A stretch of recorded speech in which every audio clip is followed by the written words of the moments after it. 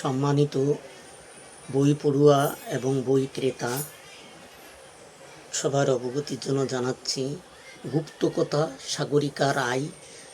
গুপ্তকথা আসলে গুপ্ত সাম্রাজ্যের যে ভারতবর্ষের এক উজ্জ্বল সময়ের ছবি হলো গুপ্তযুগ। সেই গুপ্তযুগের সময়ের মহাপরাক্রমশালী নরেন্দ্র রাজ দেবাদিত্য, মহারাজা বিক্রমাদিত্য, দ্বিতীয় চন্দ্রগুপ্ত এবং যুগের শ্রেষ্ঠ পুরুষ এক রহস্যময়তার সঙ্গে যেমন তেমনি সাম্রাজ্য বিস্তারের ক্ষেত্রে তাদের যে অপূরণীয় যে কূটকৌশল, বিষকন্যা, গুপ্তচর, গুপ্তশত্রু, আত্মমহলের বিবিধ গল্প, গুপ্তসঙ্গ, কিছু তন্ত্রক্রিয়া, গুপ্ত ঘাতকদের পাশাপাশি রত্ন, নবরত্ন সম্ভার, নজল ইত্যাদি।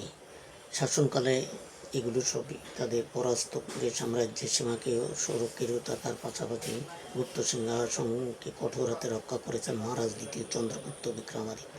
গুপ্তকথা সেই যুগেরই কথা বলেছেন।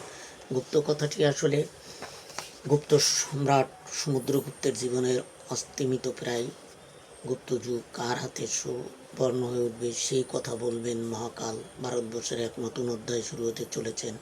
মহারাজ পরাক্রমশালী সম্রাট সমুদ্রগুপ্ত কার হাতে গুপ্ত সঙ্গ বংশের সিংহাসনের গুরুভার অর্পণ করে যাবেন। রাজবংশীয় রীতি অনুযায়ী সিংহাসন জ্যেষ্ঠের প্রাপ্য। প্রজারাও সমুদ্রগুপ্তের উত্তরাধিকারী হিসেবে যুবরাজ রামগুপ্তের অভিষেকের জন্য অপেক্ষামান, অথচ সম্রাট সমুদ্রগুপ্ত কোনো ইশারা দিয়ে গেলেন পুত্র চন্দ্রকে। গভীর রাত একজনের দিকে নজর রেখেছেন, সেই প্রাসাদ থেকে বেরিয়েছেন গুপ্তপথেরই সন্ধানে। বইটি খুবই ভালো, আপনারা পড়ে মজা পাবেন।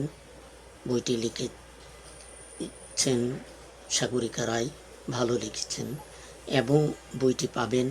এবং কয়েকজন 4 নম্বর দোকান, Concord Emporium shopping complex, Katabon, Dhaka 1205। Mobile number 01313930551। যোগাযোগ করুন বইটি পৌঁছে দেওয়ার জন্য। শুভ